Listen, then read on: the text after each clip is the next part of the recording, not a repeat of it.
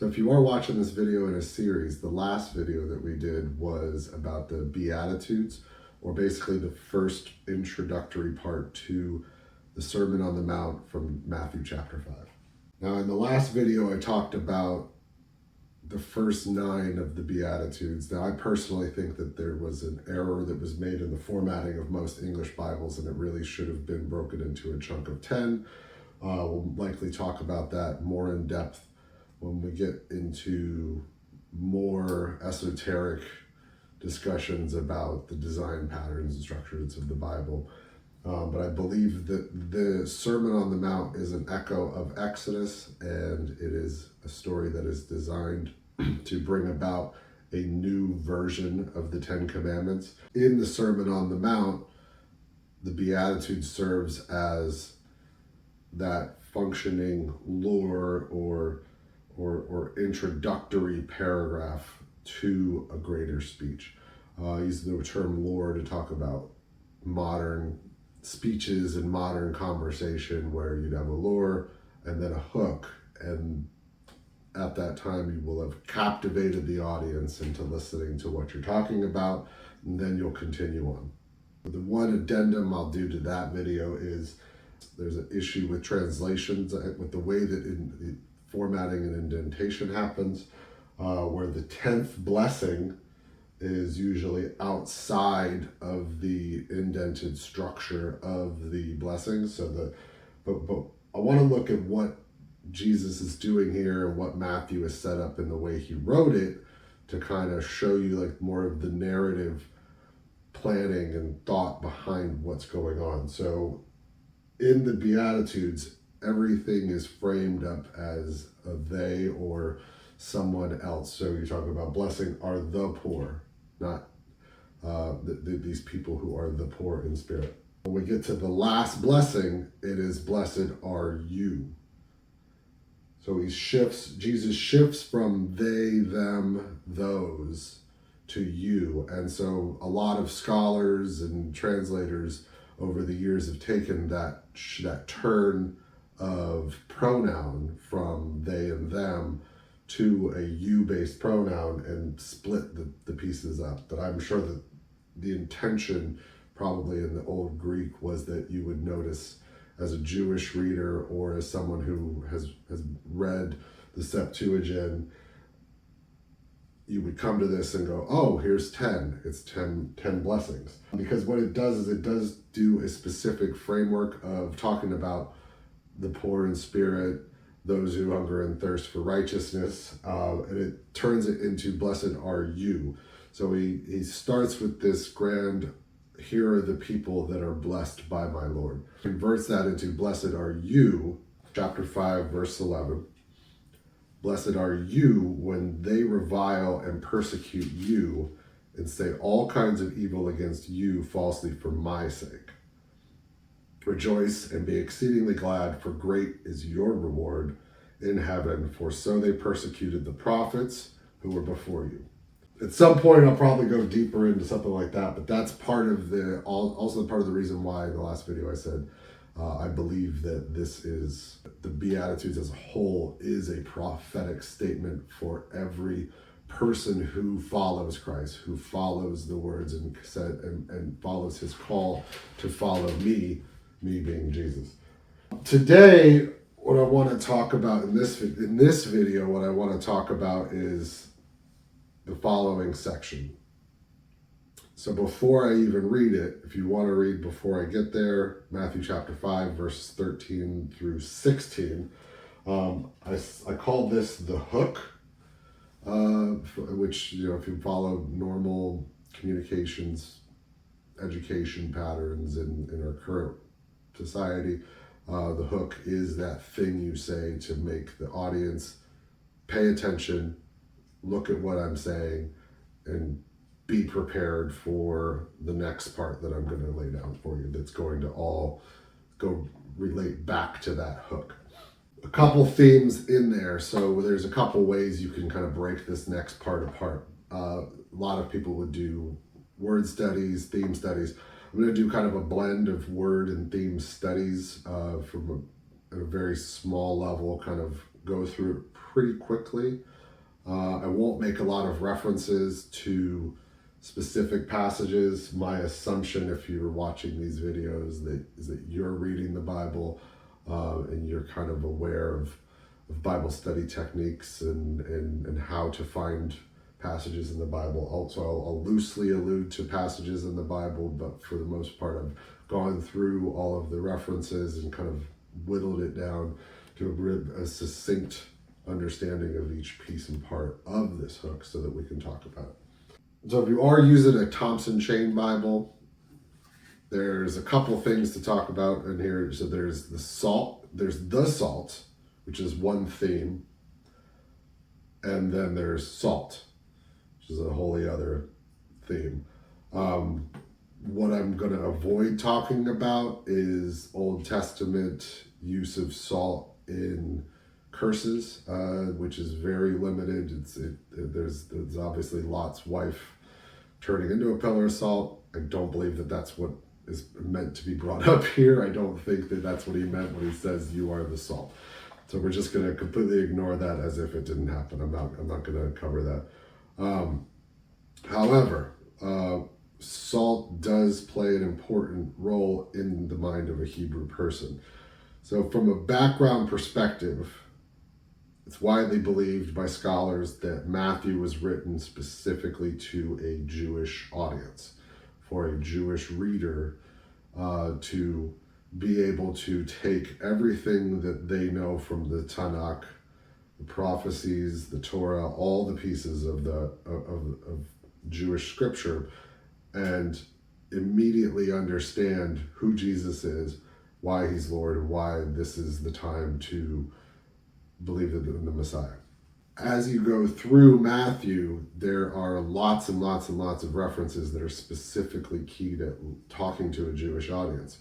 So this notion of the salt, one of the things that I want to do is make sure that we understand what salt means to a Jewish 1st, 2nd century person. So we've got two things here. One is, what does it mean to someone living 2,000 years ago? And the other is, what does it mean specifically to a Jewish person? Is there anything outside of a normal Near Eastern relationship with salt that might mean something different to a Jewish person listening to the Sermon on the Mount or reading the Gospel of Matthew after it was published? So the first thing is, what is salt 2,000 years ago? So it's not the table salt. Obviously, there weren't grocery stores where you go buy a tub of table salt. But typically what it would be is rock salt, and oftentimes what you would see in the Near East is people going to either salt mines or to dried lake beds and pulling up chunks of salt. The reason that's important is because a rock salt will eventually get exhausted of its saltiness. The salt will eventually come out and it will eventually just be rock.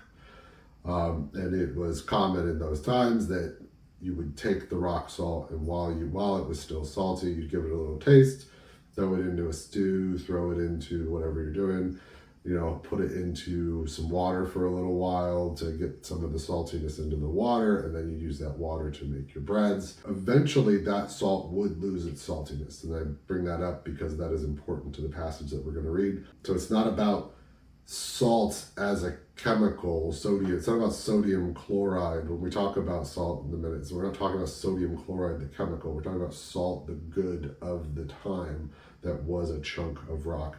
That when it lost its saltiness, you just discard it like you would anything else and go get a new rock salt. Now, what's important about salt that with a Jewish person at that time, most people know, before refrigeration, salt was the way that you preserve goods. And that was obviously seen as very mystical or magical to people who didn't have a scientific understanding of what salt does. But salt was still used to preserve meats, things like that. Now, the followers of the God of Israel did salt their offerings also. So in Leviticus, it tells us that there's an order from God to salt all your offerings. In Numbers 18:19, There, God refers to a covenant of salt. So salt was seen as a purifying agent. It was also seen as something that is everlasting. So it would have been understood at that time that the salt was coming off of the rock, and then what was left was a rock, for example, and the rock salt.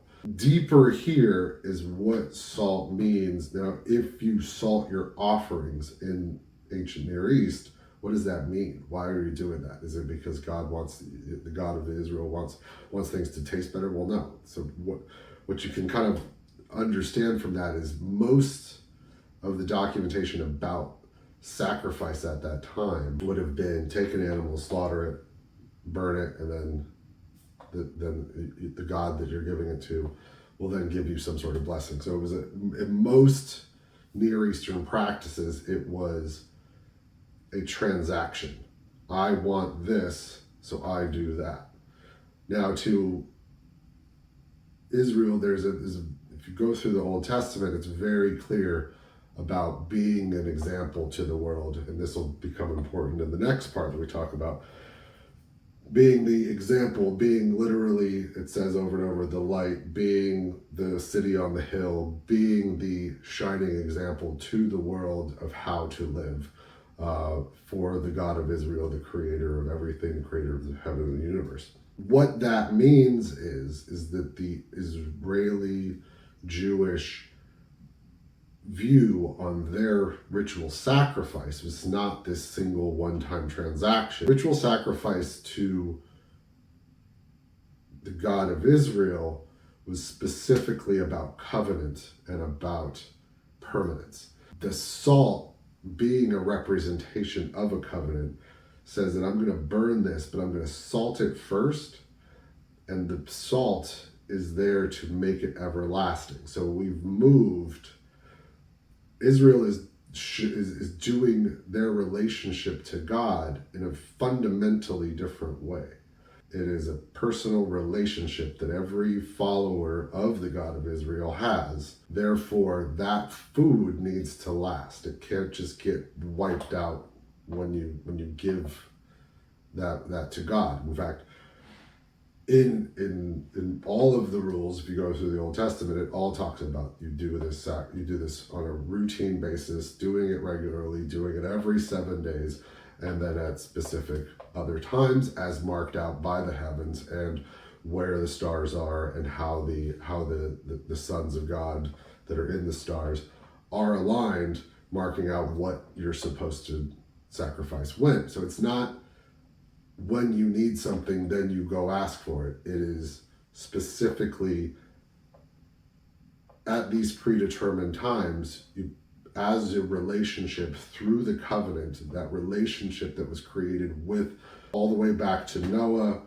and Abraham and David and over and over and over in the Hebrew scriptures. It's a continual relationship with God, and that'll also become important with Jesus. This will all eventually translate over into your relationship with Jesus. So that salt in a Hebrew mind has all these things put into it when it's put into a religious context. Permanent and lasting covenant, not just a transactional relationship. So much so, and this is kind of an aside, one of the things that I thought was interesting that kind of comes into this, it was so much so as a representation of that relationship with God that when you read 2 Kings and the stories of Elisha and Elijah, after Elijah's taken up into heaven, Elisha was kind of panicking a little bit because he's like, well, how am I going to keep doing what I was doing? And then it was revealed that the powers of Elijah were pushed out into Elisha. Elisha prayed to God, and as he's in Jericho, the people of Jericho ask Elisha, they tell him, no, our water's gone bad. Can you please help us? And Elijah's kind of digging at his head. He's like, well, what am I supposed to do? What am I supposed to do? Do I actually have this power? So he performs his first miracle using salt. So he says, bring me some salt. This is a symbolic representation of my people's relationship with our Lord, and using the power of that salt, not because it's salt, but because it is the covenant. He asks God for the waters of Jericho to be clean, pours the salt into the water, and lo and behold, the water in the city of Jericho becomes clean, and as the Bible narrator says, stays that way forever. That may not have a specific bearing on this passage or meaning for what Jesus is saying. You gotta know that a Hebrew audience is going to be thinking about that. That miracle is something that they've been waiting for their version of that forever, for hundreds and hundreds of years. They've been waiting for the return of Elijah. They've been waiting for the return of this time of miracles in the Messiah. So to say you're the salt, as we'll see, is a big deal. The other one I want to talk to is about the light in the hill. The word light in an English Bible comes up 272 times, and that's as the word light. I didn't even take a look at how many times fire, lamp, and the sun, the moon, how many times those things came up, but this is obviously pre-electrical. Talk about a couple things from light. The first occurrence of the word light is probably the most relevant and thing that would be on the top of any Hebrew reader listener's mind at the time. It's Genesis chapter 1. Genesis chapter 1, verse 3, let there be light. Then God said, let there be light, and there was light. But if you go right before that, in the beginning, God created the heavens and the earth. The earth was without form and void, and darkness was on the face of the deep, and the Spirit of God was hovering over the face of the water. Then God said, let there be light, and there was light, and God saw that the light was good. God divided the light from the darkness. God called the light day, and the darkness he called night. So why do I jump to Genesis, the beginning of the Bible? I believe that chunk kind of gives you a preview of the entire book of the Bible. The whole thing is in that one piece. God divides light from the darkness. And saying God divides dark from the light from the darkness, is key to understanding everything about the struggle between the righteous and the wicked, and life and death, and the tree of life, and the knowledge of good and evil, and all of those things, the serpent and Eve, all of these things are all interconnected, and it all goes back to one thing. God divides the light from the darkness. When we get into God saying you are the light, it becomes very meaningful, especially to a first century Jew, and especially to, I think, to people now. Go to that and understand that light is not just, it's not something small to a listener in this context. When you're in a religious setting or in a sermon from a rabbi, it is going to be a significant thing to bring out the light. Now, the other one is the light and the hill are both big themes for anybody at that time, anybody who's a Jewish person at that time, or even today. The whole point of Judaism is to be an example to the world. That is what they are saying when they say that they're the chosen people. This is what it means foundationally to be a Jewish person, is to not be like those around them doing things in a kind way. And that has then echoed into Christianity and has been amplified by Jesus, especially in the Sermon on the Mount. And as we go through this series exploring the Sermon on the Mount, the next couple videos will specifically look at what that means. So he's setting down, you are the light, you're the hill. You've all agreed that the people of Israel are the example. What does it mean to be the example? I'm reading from a New King James Bible. I usually do word for word when I read things. My wife does Thought for Thought. Sometimes I read Thought for Thought. Oftentimes I listen to Thought for Thought, where I'll listen to like the Message, TPT, or New International Version, depending on what kind of mood I'm in. You are the salt of the earth, but if the salt loses its flavor, how shall it be seasoned?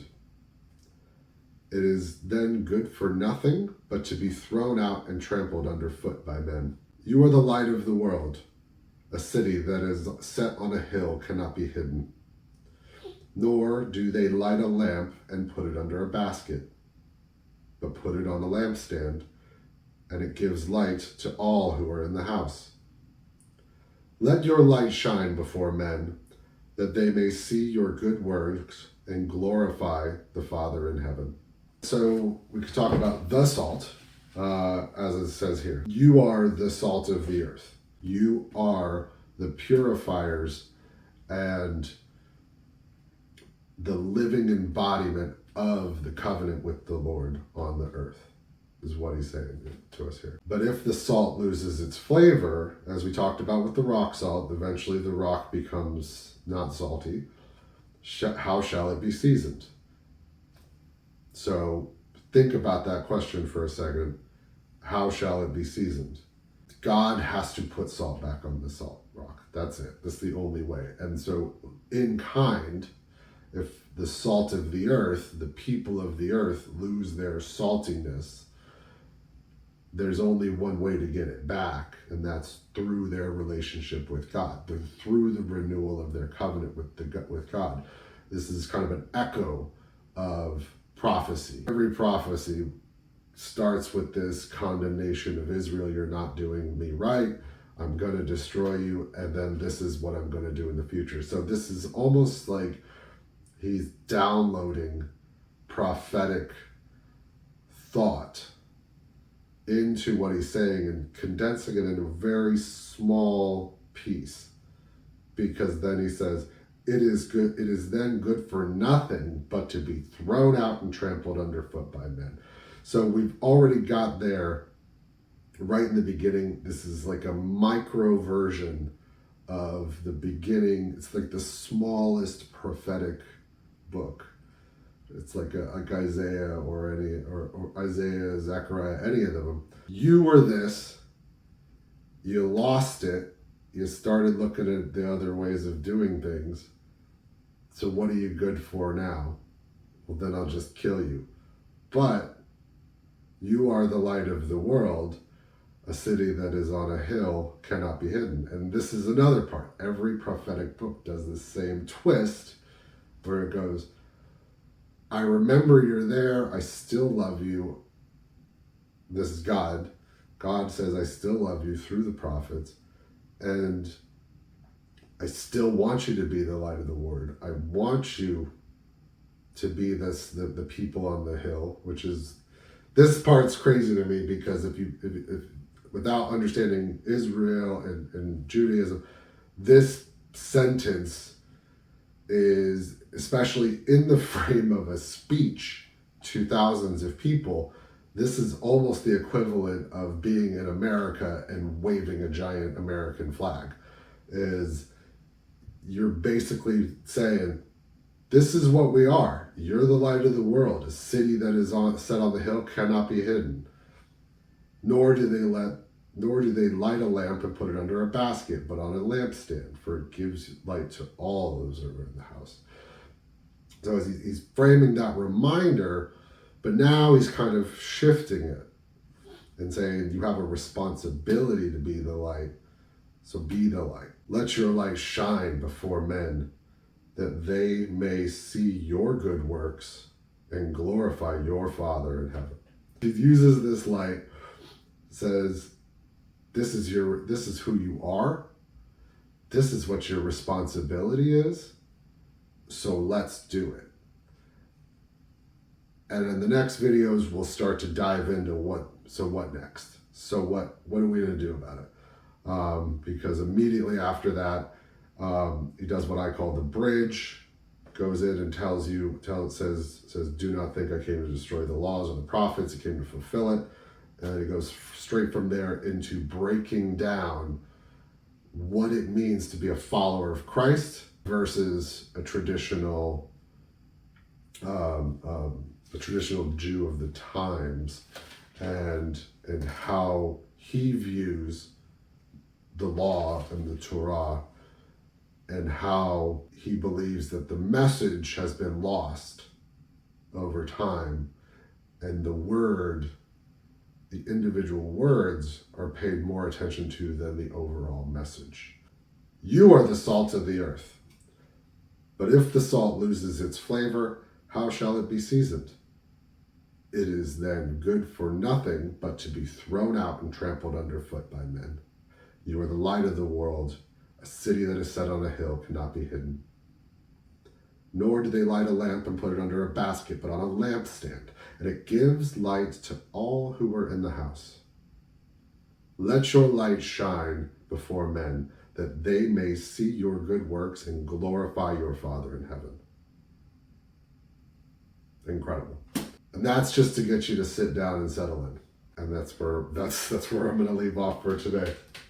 We're going to continue on with the Sermon on the Mount, and if there's any comments or anything, we might make a video or two about that. Thanks for watching, and read the book.